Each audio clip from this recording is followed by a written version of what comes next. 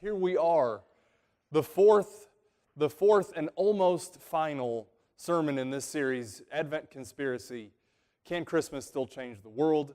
We are on the way. The final sermon in this series is on Christmas Eve, at the Christmas Eve service. So I hope you'll be there while we wrap it all up and put a nice bow on it, or I don't know, we spent less this year, so maybe a shabby bow on it and giving more the way that we should be giving. And that's what this has all been about. We started this whole series out, the very first Sunday of it, the Sunday after Thanksgiving, way back then, and said there are two possible paths for you to take this Christmas. And we're going to encourage you to take this path over here. But this is the one that the culture is wild about and crazy about. Well-paved, beautiful, lots of billboards, lots of signs, lots of flashy music, and it's going to draw you in, and it's going to ask you to spend more of your money to get more stuff to show everybody how much you love them. Because more is better, and more money spent equals more love given, and more presents equals more love, and all those sorts of things. And you're going to get to the end of that path, and it will be Christmas. But you might be burned out and exhausted, and you probably won't feel any closer to Jesus than you were when you started down that path, and the world certainly will be no better for you having walked it. But over here is this totally different kind of path. It's not flashy at all. As a matter of fact, it's dirty and it's smelly and it's kind of nasty, and there are songs being played, but the lyrics are quite a bit different. And it says things like Mary's song, God has lifted up the lowly, but has sent the rich away empty, and filled the hungry with good things. But when you get to the end of this road, again, it's dirty, it's nasty, it's not flashy, but there's a manger and a child who we claim changed everything. And so should you walk down this path we've been saying for the past 3 Sundays, not only will you know Christmas yourself, but others will know Christmas, and the world can actually be a better place because we together have walked the path. And that's what we're really talking about this morning, is the second part, and the sermon series titles on the front of your bulletin. And so this morning we're focusing on the question underneath the big title, Advent Conspiracy. This morning we're really getting real and asking the question, can Christmas still change the world? I know that this can change your Christmas, your family's Christmas. I've had the pleasure over the past couple weeks of hearing from different families who've been here for all 3 of these sermons and have said, these ideas are really radically changing how our family's doing Christmas for the better. And we love it. And nothing makes me more excited to know that the words spoken are the seeds planted are taking root and bearing fruit, and that's awesome and that's great. But the question remains, yes, it might change your family's Christmas, it might change the church, but can it change the world? And there are times I'm pretty cynical about that. And I don't know what answer I'd give, because a lot of times you look out and the world doesn't seem to be changing much, does it? Or if it does, it's changing for the worse. But yeah, this is the world that we're called to go into. In the book, The Advent Conspiracy, the guys who created this, there were 5 churches initially who came up with this idea and named it, and they researched how to do it, and they thought, we need a project, we need something that unites these churches together and makes a difference in the world, because Jesus called us to go into the world and serve Him. And they started to do some research, and they decided that one of the most pressing issues that the world was facing was the water crisis. There's a lack of clean water. People are dying because of clean water. And so they did some research, and they got hooked into a group called Living Water International, which just digs freshwater wells, places, give people clean sources of water that otherwise wouldn't have it. And they took a trip over to Liberia with Living Water International and went into this village to see, they're still feeling out, could this be the thing we're going to do? And they got to the well that community had, if you could call it a well. It was kind of a little gray-green pool of stagnant water. Wasn't stuff coming in, really, wasn't stuff going out. And it was right next to a swamp, which was leaching untold amounts of who knows what into the water. And the authors talk about, even as they were talking to the women who were drawing water from the well, how the women would casually brush aside the film that was on top of the water and then dip their jugs in to get what was there and take it back and use it. And that's what they had. And they met with the village's elders, their leaders, and the chief told a story of a young boy in the village who had died just the previous day because of a waterborne disease. And as they looked around the room, they could see just these looks of resignation on the elders' faces, that this is just the way it was going to be. This was their world. This was their reality. And their reality, part of that was that children die every day because they don't have water to drink.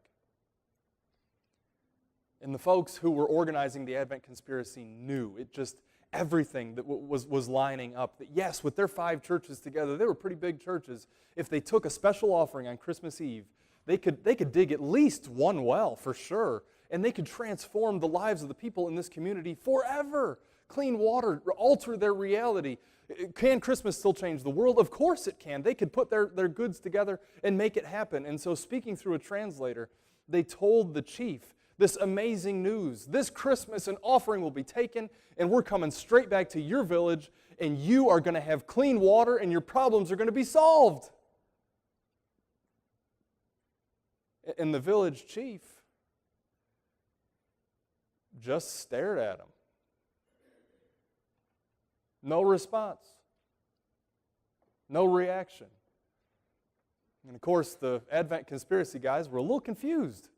Because when you tell people you're about to change their world, aren't they supposed to be happy? And even the translator kind of gave one of the shoulder shrugs. I don't know. I said the right thing. I'm positive I translated the words correctly. And so they asked through the translator, what's wrong? And he said, we've heard promises made in the name of this Jesus, but those promises were never kept. So Christians had got a sense of the issue before. They have even apparently said all the right things. Jesus came, it's good news, and we're here to bring the good news of Jesus to you, and we're going to do it. And then that's where it ended. The Christians understood the good news, got the good news, knew that it was supposed to be applied to some situation, and then never applied it. And we haven't talked about it, but there is this danger to doing the Advent conspiracy. I think if we do Advent conspiracy like we've been doing it, you will get closer to the true meaning of Christmas than you ever could otherwise. I'm convinced of it. And really, I would go so far as to say, if you do the Advent conspiracy way of celebrating Christmas, you'll get closer to the good news of the gospel and living it out than you ever would otherwise. But you have to do all of it. Even if you did everything right up to this point, these past 3 weeks, you could still do Advent conspiracy in a way that ultimately it was about you and your family and maybe your church receiving a huge big blessing, right? Because week 1 was worship fully. Our family's going to be all in. We're going to worship Jesus this year. In week 2, we told you to spend less money on the stuff because the retailers, they're making you promises they can't deliver on. And so spend less money there. And then week 3, give more. You don't have to buy 100 presents. You can do really thoughtful presents that honor the incarnation and build the relationship and all those sorts of things. And so up to that point, it looks pretty darn good. I do it in my family. And you know what's great about it? We save money at Christmas time. Usually when people are going into debt, we're saving money. That's money in the bank, baby. We can do stuff. Summer and I can go out on a date maybe, I don't know. But good things happen when you have more money. And so we actually get more money at Christmas time. It's fantastic by buying less junk and garbage, and our family is closer together, and everybody feels warmth and good because we're giving good presents. But at the end of the day, on December 26th, if we stop there, it's still just all about us. And by doing the Advent conspiracy, we've made it about us. That's why this week has to be there, this week of love all. It has to, because 3 out of 4 is not enough. Not if you're going to really honor the birth of Jesus. Because go back to that story real quick. Let's play fill in the blank. You like games? I like games. You like games? Some people are looking, oh God, no, not the games. We're gonna play a quick game, right? The angel, Jesus is born, and the angel appears to the shepherds and says, "Behold, I bring you tidings of great joy, which shall be for all people." Yeah, isn't that great? Good news for all people. And let's try another one. This one might be a little harder. John the Baptist, do you remember when he sent his disciples to Jesus and asked if he was the Messiah? You remember this episode? John the Baptist sent people to Jesus and said, "Are you the one we should be expecting, or should we wait for another?" And Jesus responded. He said, "You go tell John the Baptist that the blind receive their sight, the deaf receive their hearing, the lame walk, the dead are raised, and good news is proclaimed to the..." I'm sorry, did you know? Did I hear you? Good news is proclaimed to the world? No, I'm sorry. See, that's what... Good news is proclaimed to the poor. He's quoting from Isaiah chapter 35, which is a chapter about how God will come with mighty power and vengeance to save his people. And on that day, Isaiah says, the blind will receive their sight, and the deaf will hear, and the lame will leap like deer. So this seems pretty key to his mission, and even his kind of mission statement when he goes to the synagogue in Nazareth for the first time. He says, today, he reads from the scroll of Isaiah and says, "Today this is fulfilled in your hearing." He says, "I've come to proclaim good news to the..." Yeah, you got it that time. At least some of you did, whether you wanted to or not. To the poor. To the poor. So, what if Jesus meant that? If he really, really meant it? Because he says it a lot. And if you dig into the Christmas story, it's all over the place. Mary and Joseph had to travel from Nazareth, a town out in the middle of nowhere, down to Bethlehem. And when they got there, there was no place for them to stay, and so they went and they gave birth in a place where people of means, I promise you, did not give birth. And then the angels proclaimed their message to the shepherds, who were these poor, outcast, lowly folks on the fringes of town and on the fringes of society. And then when they went to do the ritual purification of Mary, which was a thing that they had to do in the Jewish faith, they had to make a sacrifice, and they sacrificed either 2 doves or 2 pigeons. It doesn't say which bird, but that was an allowance that the law made for people who couldn't afford a lamb, which is what you were supposed to sacrifice. So there are these little hints and clues all through the story. Even when Jesus comes onto the scene, somebody says, "We've seen the Messiah. It's Jesus of Nazareth." And the response is, can anything good come out of Nazareth? That poverty. Jesus himself was in it. Jesus himself came to proclaim good news into it. And so the question for us is, how are we going to honor that Jesus? How are we going to celebrate his birth by doing the same thing, by proclaiming good news to the poor? Jesus added release to the captives, those who are held captive by their poverty. How are we going to do it? Are we going to do it at all? Because I know that unless I'm forced to, I don't. Not at Christmas. There's too much to do. But if we go 3 out of 4, the message doesn't quite get there. And again, like we've been doing, you can follow the pattern of Jesus, because there's more than one kind of poverty, isn't there? When you hear the poor, you usually think finances, material poverty, but there are many types of poverty. emotional poverty and spiritual poverty. And oh man, and sometimes the richest, wealthiest people are the most impoverished, moral impoverity. And Jesus came for all of it. Because one more time, I bring you good news of great joy, which shall be to all people. All people.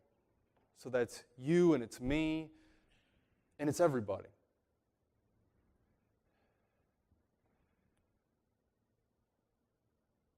And how do we do it?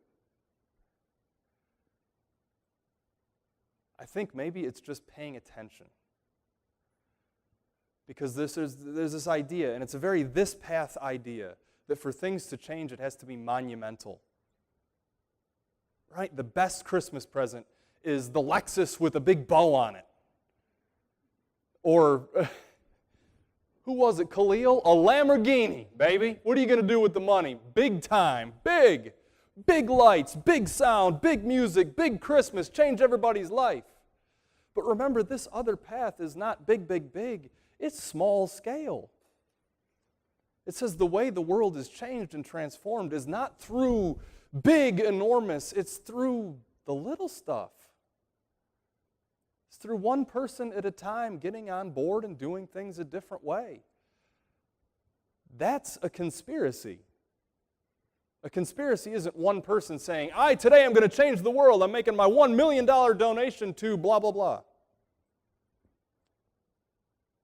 It's people together taking action on the small scale and doing it over and over and over again. Yesterday, I wonder if we get it at Christmas time, doing the Salvation Army bell. It was fantastic. Do I think that I just revolutionized the whole world? I don't know, maybe a little bit. We did some action, but we took our family and we started singing Christmas carols because it takes an hour out there. And with 2 kids who are taking the bell and trying to cover up where the people are putting the money, and they might jump up and try to do a pull-up on the Salvation Army thing itself, and you got to do something. And so we did it all. We did the 12 days of Christmas, all 12 days. We did, Joy to the World 100 times, and Hark the Herald Angels Sing. And because I'm a pastor, I'm a little obnoxious.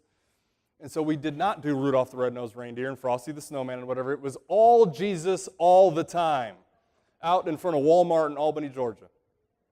And we said to everybody that walked by, no, give us money. That was, no, we said Merry Christmas. And so everybody that walked in or out, Merry Christmas. And we got the best responses, Merry Christmas. And of course, the kids are there, it's cute. And somebody said to us, how can I not give money? This is amazing. She said, most of the time people out here look like they're bored just swinging the bell, but you guys are having a ball. And so the money's just rolling in, and people are coming up in their cars and rolling down the windows to hear the carols. And when we're done, they're clapping out the side of their window, and they're having a good old time. And one guy walked by us, went back to his car, and came back special to say to us, look, I want you to know how much it means that you said Merry Christmas and not Happy Holidays. And all God's people said, and then you know what he put in that bin? Nothing. I want you to know how close Jesus is to my heart. That by God, I'm standing on principle, and I will never say Happy Holidays to anybody because this is Christmas. And it's about Jesus, and we're keeping Christ in Christmas, and blah, blah, blah, blah, blah, and I'm not going to give you a dime. Because for me, it's about how I feel. And it annoys me when I hear Happy Holidays, and it makes me comfortable when I hear Merry Christmas. But giving money doesn't make me comfortable either, and so I'm out of here. Because it's about number one still. And Jesus, look, he came into our squalor and into our poverty and into our awful brokenness and into our sin and into our filth. And he came into it full on. As we heard last week, he did not claim equality with God as something to be used to his own advantage, but he emptied himself. So what would it look like if we did the same thing? And you don't have to get caught up in the revolutionary, it's big, it's big, it's big. If you just noticed people who were in pain, people who were in poverty, the power of hello, the power of a hug, the power of whatever. And if they need money, sure, help them out. It does matter. Meeting material needs matters. But the point is, if it stops with you and it stops with your family, the conspiracy is over. And Jesus was not content to stop with Mary and Joseph, or Mary and Joseph and his siblings, or Mary and Joseph and his siblings and his disciples. He was for everybody. And if we're really following him, we have to be too. There is no option. So can Christmas still change the world? You provide the answer. You provide the answer. And ask the folks whose lives you've been in, whether it's doing a Habitat home, or ask somebody who has received from the Toys for Tots program at the Salvation Army, ask them, can Christmas still change the world? I think it can, but only if we actually follow Jesus, the one who came for all and gave his life for all. Amen.